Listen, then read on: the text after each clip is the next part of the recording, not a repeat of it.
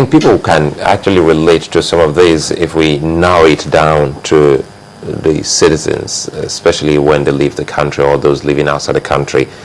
You mentioned Mr. Ojo Madueke, and I remember then it was in Canada then once people had issues with a closed commission, Nigeria's High Commission, without any notice. And we also saw what happened in India, the young Nigerian that was actually brutally murdered in India. And so many other issues you can actually bring to the fore, and some that are also in prison for any kind of reason whatsoever, and how our government have handled such. Have they been able to actually done well from what we have seen before 2013? Looking at the India scenario, looking at what has happened in other parts of the world involving Nigerians living outside the country. To some extent, I won't blame the government for that.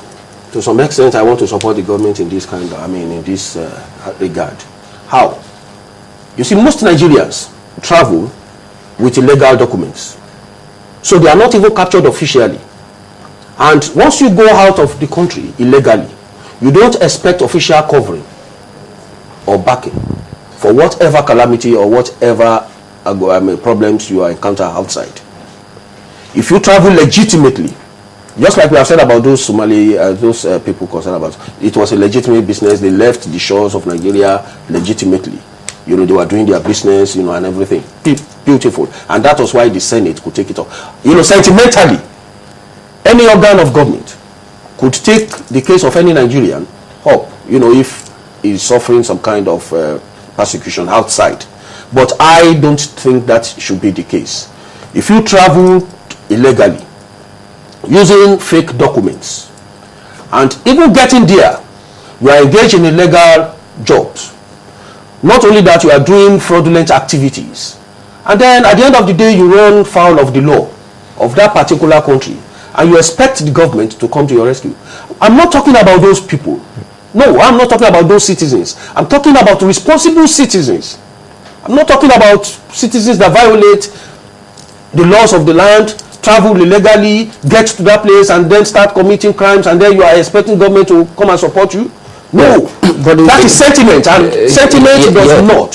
Sorry, Chimolo, because now I'm looking at the case of some Russians who actually were found, and some other Iranians who were found to have actually brought in arms, and we saw how the attempt of their government in actually having them back home for trial.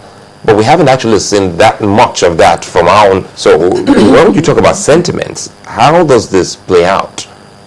I'm not saying a nation should not have a sentiment. I personally, I'm saying that I don't like discussing sentiments or sentimental issues, because this is about sentiment. When somebody is not officially, because for all you know, the government here does not even know that you are out of the country.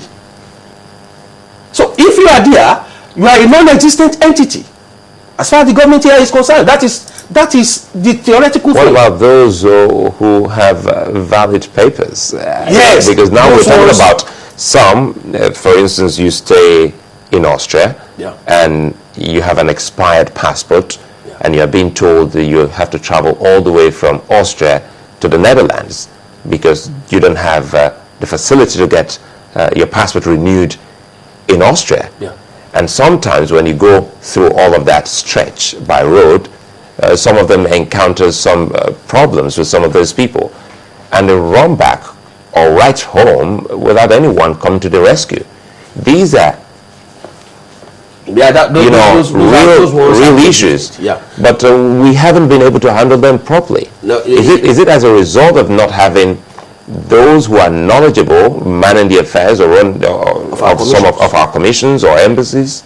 Yes, that one is legitimate. That one is legitimate in the sense that once your papers expire in the country you are domiciled, it is the responsibility of our mission over there to make sure that your papers are properly updated. Unfortunately, we have very lousy missions, and that's why we are talking of closing them down. Because some of them have gone there. Will that help, closing them? No, it's not going to help. But, you know, if they are not doing anything, what is the purpose?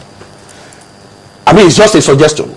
But I'm not saying that ordinarily they should close them down, because they are supposed to do certain functions. Particularly this one you are talking about. How do you update your papers? How do you renew your papers? But the problem there is that we have lousy officials representing us. And some of these ambassadors themselves do not even understand. They don't even understand the workings of diplomacy. They don't even have any idea as to their responsibilities towards Nigerians that are resident in the particular countries that they have been posted to.